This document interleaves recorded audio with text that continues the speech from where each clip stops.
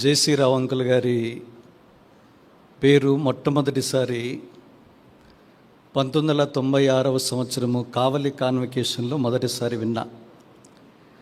1996వ సంవత్సరం మే 30 హెబ్రోను all India youth క్యాంప్లో నేను ఇక్కడే తిరిగి జన్మించాను. తర్వాత దీనికి కొన్ని మాసాల తర్వాతనే కావలి కాన్వకేషన్ జరిగింది. అక్కడ కూడా వెళ్ళవలసి ఉండే, అయితే నాతో పాటు ఉన్న మా బ్రదర్ ఇన్ల వాళ్ళు మాత్రం వెళ్ళారు. అప్పుడు చెప్పారు, జేసీ రావు అనే ఒక తెలుగు దేవుని సేవకుడు అద్భుతంగా వాక్యం చెప్పాడు, తర్వాత పాటలు కూడా పాడారని చెబితే, పాటలు ఏంటివి అని అడిగినప్పుడు చెప్పారు. తర్వాత అదే పాటల్లో ఏల్బేతేలు విల్లివాక్కం వారు, మీకు తెలుసు, పరమానంద కుమార్ బ్రదర్ ప్రకాష్ వారి అన్నగారు తెలుగులో అద్భుతంగా ఆ పాటలను తెలుగు ప్రజలకి చేరువ చేసినటువంటి పాటలవి. అప్పటికీ రచయిత తెలియదు, అంటే ఆ పాటలు ఆయనే రాశారన్నది. తర్వాత 1996 తర్వాత వ్యక్తిగతంగా అంకుల్ గారిని కలుసుకునే అవకాశము నాకు 10 సంవత్సరాలు పట్టింది. 2006లో జోసెఫ్ కుర్విన్ అంకుల్ గారిని, అదేవిధంగా జేసీరావు అంకుల్ గారిని ఇద్దరిని హెబ్రోను దైవ సేవకులుగా నియమించారు. కనుక నియమించిన సంవత్సరము, మరి ఆయన దాదాపుగా 1 సంవత్సరం తర్వాత మా మ్యారేజ్ 2007వ సంవత్సరం అయింది.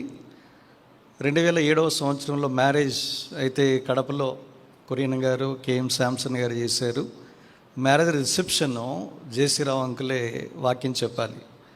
అయితే తనకున్న డేట్స్ అందుబాటులో లేని కారణాన చాలా చింతించాడు. అయ్యో, నేను మీ మ్యారేజ్ రిసెప్షన్లో వాక్యం ఇవ్వాల్సి ఉండే, ఈ స్కెడ్యూల్ని బట్టి చెప్పలేకపోతున్నానని చెప్పాడు. తర్వాత 2007వ సంవత్సరం ఆ విధంగా మిస్ అయింది. 2009లో మళ్ళీ ఇంటరాక్షన్, అంటే పర్సనల్గా, ఎందుకంటే ఇక్కడే స్థానిక సంఘ దేవుని సేవకుడు కనుక చాలా వరకు మరి కలవడము, మాట్లాడడం అంతవరకే పరిచయం ఉండే. తర్వాత 2009వ సంవత్సరంలో మొదటిసారి పరిచర్యకి, అంటే 2007 సంవత్సరంతో పరిచర్య పంపించారు.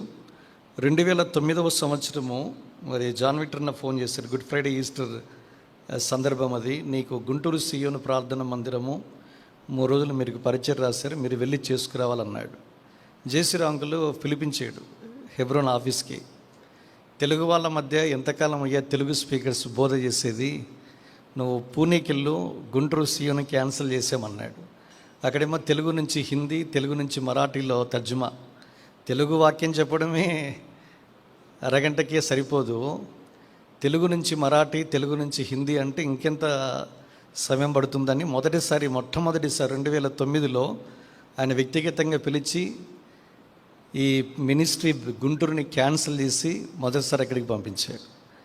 తర్వాత 2022వ సంవత్సరం, అంటే గ్యాప్ వచ్చింది చాలా వరకు, 2022వ సంవత్సరము హెబ్రోన్ ఆఫీస్ నుంచి ఫోన్ చేయించి నన్ను పిలిపించారు. ఇప్పుడున్న ఆఫీస్కి ఆపోజిట్లో అంకుల్కు బస్సు ఏర్పాటు చేశారు. పిలిపించిన తర్వాత అంకుల్ నన్ను పిలవడం ఏముంది అని నేను ఒక విధంగా భయంగా వెళ్ళాను. లోపలికి ఆహ్వానించిన తర్వాత తలుపులు ఏమని చెప్పి సేవకులందరినీ పంపించేశాడు. ట్రైనింగ్ ఆల్సన్స్ ఎవరు లేరు. 45 నిమిషాలు కూర్చోబెట్టాడు, చాలా విషయాలు చెప్పాడు. మొదటి ప్రశ్న, నీవు హెబ్రోన్తో కలిసి ఎందుకు పరిచర్య చేయడం లేదు, గల కారణాలు తెలుసుకోవచ్చా అన్నాడు ఆయన. చాలా విషయాలు అయిపోయిన తర్వాత ఆయనలో భక్సింగ్ గారి మూల సిద్ధాంతాలు ఏవైతే ఉన్నాయో ఆయన నరనరాన జీర్ణించుకున్న దేవుని సేవకుడని చెప్పకనే చెప్పవచ్చు. ఎంత నీవు వాక్యోపదేశకుడువైనా సంఘము ద్వారానే నీవు పరిచర్యకి వెళ్ళాలన్నది ఆయన వర్షన్. ఎంత టాలెంట్ ఉన్నా, ఎంత మల్టీ టాలెంట్ ఉన్నా, ఇది నువ్వు అనుసరించవలసిన విధానం అని చెప్పాడు. తర్వాత లాస్ట్లో ప్రార్థన చేసి, నువ్వు ఢిల్లీ కాన్వకేషన్కి రెడీగా ఉండు, నేను ఇన్వైట్ చేస్తానని చెప్పి తర్వాత వెళ్ళిపోయారు. తర్వాత ఫోన్లో కాన్వర్జేషను, తర్వాత కొంతకాలము గ్యాప్ రావడం, ఇదంతా జరిగింది. కనుక ఇవి పర్సనల్గా అంకులతో, తర్వాత మెడికల్ రిలేటెడ్ ఏదైనా ఉన్నా మాట్లాడడము, ఇవి జరుగుతూ వచ్చాయి. కనుక జేసీరావు అంకుల్ యొక్క జీవితం అంతటిని మనం చూస్తే ఆయన జీవితంలో నుంచి కొన్ని ప్రాముఖ్యమైన విషయాలు నేను మీకు జ్ఞాపం చేసి నేను ముగించే ప్రయత్నం చేస్తాను. మొట్టమొదటి తలంపు, నాకు తెలిసి ఇక్కడ కూర్చున్న వారిలో 72 సంవత్సరాల విశ్వాసం ఎవరైనా ఉన్నారు అంటే అది కేవలం జేసీరావు గారే ఉంటారు. 72 సంవత్సరాల వయసున్న వృద్ధులు ఉన్నారు, కానీ 72 సంవత్సరాల విశ్వాస జీవితం ఉన్న విశ్వాసి ఆయన మనకు కనిపిస్తారు. 13వ ఏట మొట్టమొదటిసారి యేసుక్రీస్తు ప్రభువారిని స్వంత రక్షకునిగా అంగీకరించాడు. నిజంగా వాక్యం కొరకైన తృష్ణ, దప్పిక, ఆకలి ఆయనలోకి మనకు కనిపిస్తుంది. మీరు Jayachandra brother DMR labs Beulah Moses అన్న దేవుని సేవకుడు ఉన్నప్పుడు స్పెషల్ మీటింగ్స్లో 2 సెషన్స్ ఎక్స్క్లూసివ్గా ఆయన తన వ్యక్తిగత సాక్ష్యాన్ని పంచుకున్నాడు. కనుక మీరు చూడండి, 2023 నుంచి చనిపోయేంత వరకు చాలా తరచుగా వెళ్ళే ప్రతి ప్రదేశంలో కూడా తన వ్యక్తిగత సాక్ష్యాన్ని షేర్ చేసుకున్నాడు. ఏ ప్రాంతమైనా మీరు చూడండి, అది బేతెల నంద్యాల కావచ్చు, విజయవాడ బేతెలు కావచ్చు, డిఎంఆర్ ల్యాబ్స్ కావచ్చు, ఏ ప్రాంతంలోనైనా తను చెప్పకుండా వ్యక్తిగతంగా ముగించినట్టుగా మనకు కనిపించదు. నిజంగా ఒక మాట నాకు జ్ఞాపకం వస్తుంది. జేసీరావు సర్వెంట్ ఆఫ్ గాడ్ అన్న దగ్గర సర్వెంట్ ఆఫ్ ద వర్డ్, వాక్య సేవకుడు. లూకా 1:1 మనకు చూస్తాం. ఘనత వహించిన థియోఫిలా, ఆరంభము నుండి వాక్య సేవకులైన వారు మనకు అప్పగించిన. Servant of God is different from servant of the word. వాక్య సేవకునికి దైవ సేవకునికి చాలా వ్యత్యాసం ఉంది. కనుక నేను నొక్కి చెప్పడం ఏంటంటే, వాక్యమును మన వ్యక్తిగత జీవితాలకు అన్వయించుకోవాలి. అదే అనుభవంలో నుంచి దీని యొక్క వాక్యాన్ని బోధించాలన్నది చాలా ఘంటాపథంగా చెప్పే దేవుని యొక్క సేవకుడు.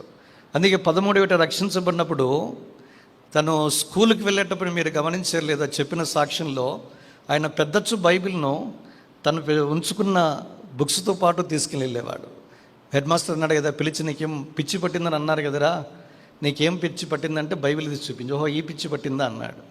కనుక దేవుని యొక్క వాక్యము చేత ఆయన పెంపార చేయబడ్డాడు. అందుకే మీరు 1 తిమోతి 4:6 ప్రకారము విశ్వాస సంబంధమైన వాక్యముల చేత, సుబోధ సంబంధమైన వాక్యముల చేత పెంపారితే దేవునికి లేదా క్రీస్తునకు మంచి పరిచారకుడవై ఉందువు.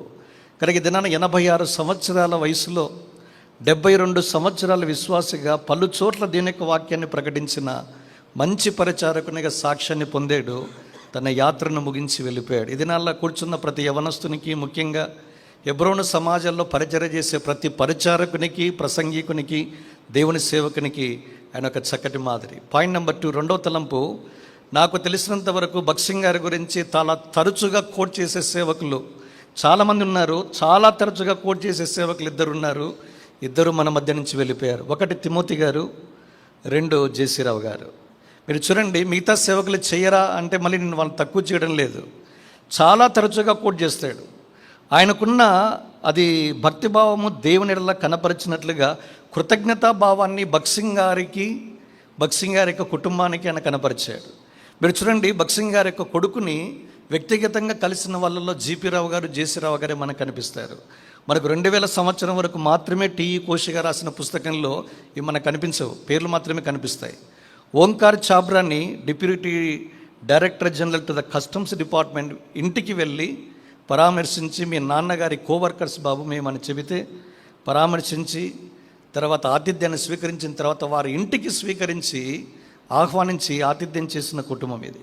కనుక భక్సింగ్ గారి యొక్క కుటుంబం మీద ఎందుకు అంకులు మీరు ఇంత వైరాగ్యం అని అడిగితే అంటాడు, ఏ వ్యక్తిని బట్టి ఈ సమాజాల్లో విశ్వాసులుగా, దేవుని సేవకులుగా మనం ఈ దినాన వర్ధిల్లామో ఆ వ్యక్తి కుటుంబాన్ని మనం జ్ఞాపకం చేసుకోవాలన్నాడు ఆయన. ఒక చిన్న మేలు మనం పొందినప్పుడు మనం కృతజ్ఞత కలిగి ఉంటాం.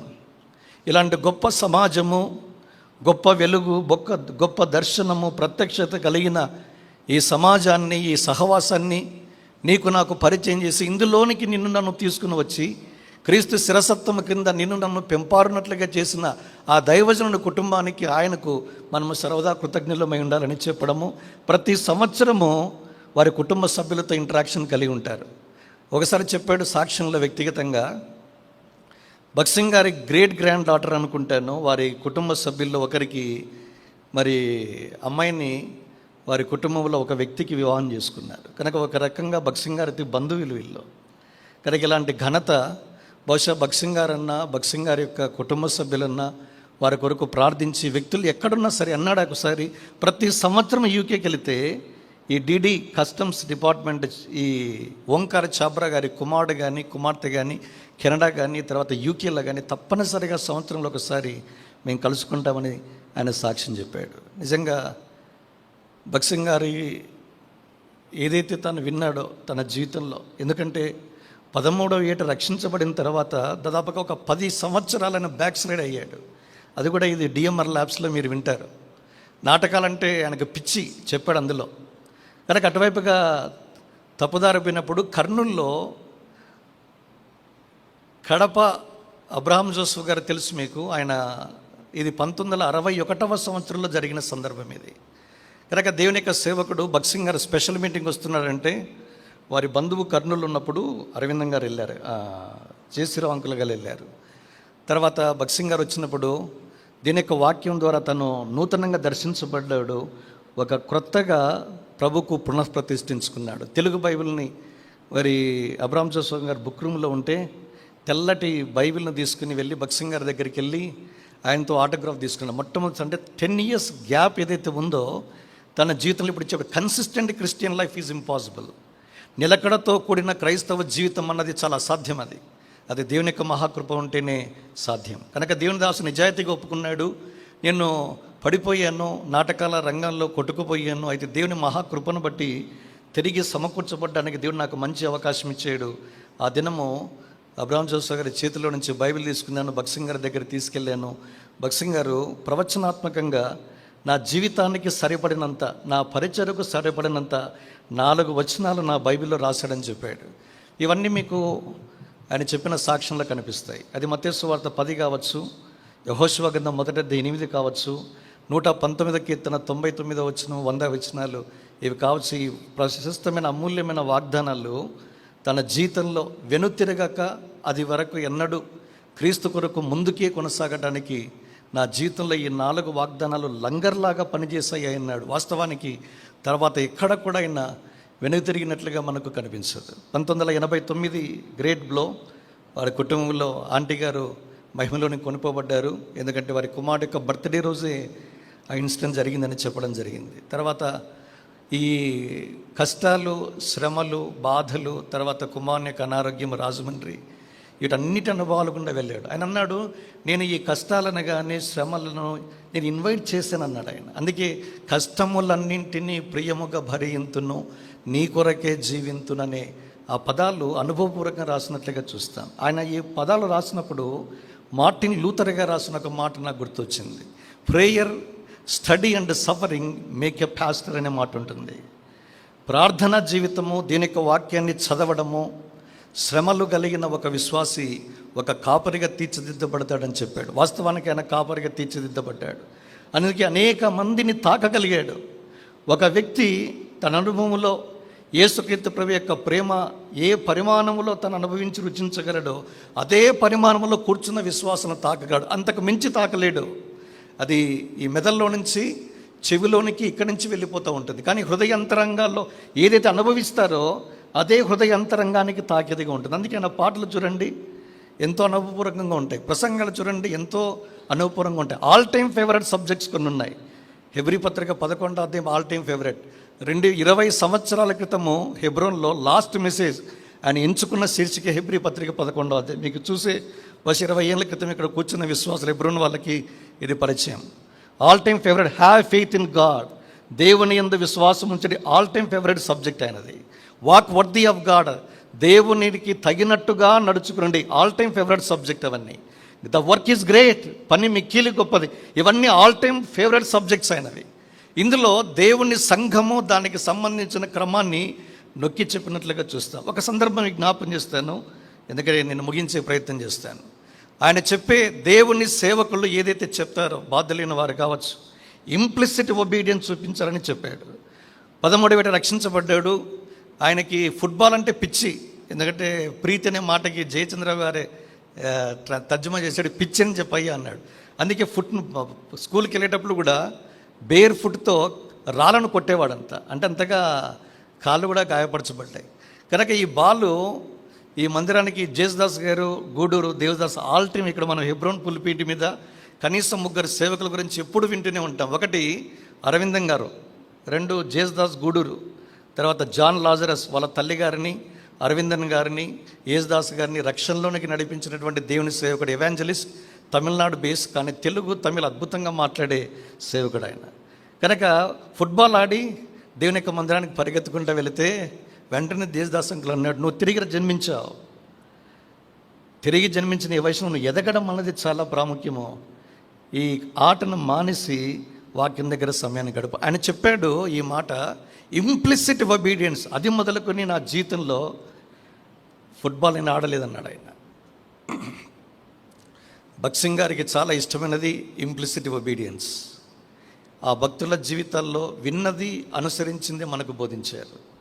కనుక దేవుని సేవకులు బాధ్యులైన వారు సంఘాల్లో చెబితే వినండి, అది గొప్ప ఆశీర్వాదాన్ని మీకు తీసుకుని వస్తుందని చెప్పాడు. కనుక ఇలాంటి దేవుని సేవకులు మన మధ్య నుంచి వెళ్ళిపోవడము బహుశా కుటుంబానికి కాదు, సార్వత్రిక సంఘానికి తీరంలో. ఇది దేవుడు ఏ నాయకుని ద్వారా దేవుడు పూడ్చలేడు. ఎందుకంటే నాయకులు వస్తారు, పరిచర్య చేస్తారు, వెళ్ళిపోతారు. అయితే సేవకులను దేవుడు సమాధి చేస్తాడు, దేవుని యొక్క పరిచర్యను కొనసాగించేవాడిగా ఉంటాడు. అందుకే భక్సింగ్ గారు చనిపోయిన తర్వాత ఒక స్లోగన్ బయలుదేరింది, we are not leader centred believers but Lord's.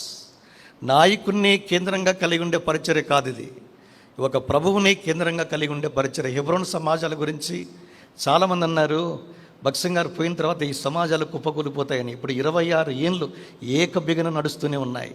2000 సంవత్సరానికి 10,000 స్థానిక సంఘాలు ఉంటే 2026 స్టాటిస్టిక్స్ మీరు చూస్తే more than 35,000 local assemblies under Hebron umbrella. Hebron అనే ఈ గొడుగు కింద 35,000 పైచులకు స్థానిక సంఘాలు ఉండడం విశేషం. కారణం ఏంటంటే నాయకున్నే కేంద్రంగా కలిగి ఉండే పరిచర్య కాదు ఇది, దేవునినే కేంద్రంగా, ప్రభువునే కేంద్రంగా కలిగి ఉన్న పరిచర్య. అందుకే నిరాటంకంగా కొనసాగించబడుతూనే ఉంది. ఒక డీకన్ చెప్పాడు ఈ మాట నాతో, బి శామ్యుల్ గారు. ఏమన్నాడో తెలుసా అండి? మీరు ఇదిన హెబ్రోన్లో జరుగుతున్న ఇష్యూస్ ఏవైతే ఉన్నాయో మీరు మాట్లాడుతున్నారు, హెబ్రోనులో ఉన్న మట్టి, కాళ్ళ కంటే మట్టి, the dust inside Hebron is gold out side అన్నాడు ఆయన. హెబ్రోన్లో మన కాళ్ళ కంటుకునే మట్టి బయటి ప్రపంచంలో అది బంగారు అన్నాడు ఆయన. ఇది వాస్తవం.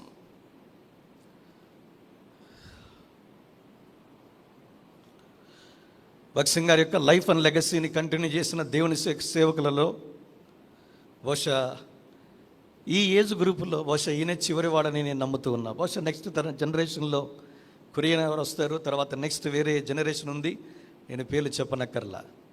కనుక ఇలాంటి దేవుని యొక్క దాసులు ఏదైతే అనుభవించారో, జీవించారో, బోధించారో మనకి, వారు విడిచిపెట్టిన అడుగు జాడలను అనుసరించి మనం కూడా ముందుకు సాగటానికి ఇదే మిక్కిలి అనుకూలమైన సమయం. నూతనంగా ప్రతిష్ఠించుకోవాలి.